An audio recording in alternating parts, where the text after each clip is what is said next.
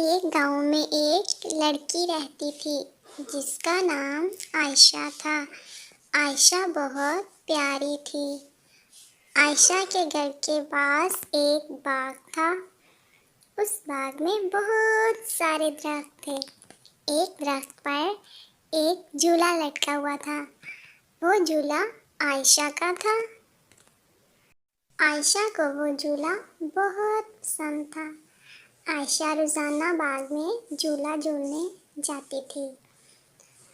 عائشہ کی ایک دوست تھی جس کا نام آمنہ تھا۔ آمنہ روزانہ عائشہ کے ساتھ باغ میں جاتی اور عائشہ کو جھولے دیتی تھی۔ ایک دن آمنہ اپنے ماموں کے گھر چلی گئی۔ عائشہ باغ میں جھولا جھولنے گئی لیکن وہ وہاں اکیلی تھی۔ اس نے وہاں جا کر سوچا، آمنہ تو اپنے ماموں کے گھر گئی ہوئی ہے، آج مجھے جھولا کون دے گا؟ عائشہ بہت پریشان ہو گئی۔ اتنے میں ایک چڑیا آئی۔ چڑیا بولی، چو چو چو چو چو چو۔ عائشہ تم پریشان کیوں ہو؟ چو چو چو چو چو چو۔ میں تمہاری دوست ہوں، میں تمہیں جھولا دوں گی۔ عائشہ تم بہت پیاری ہو، تم ہمیشہ سچ بولتی ہو اور اچھے بچے ہمیشہ سچ بولتے ہیں۔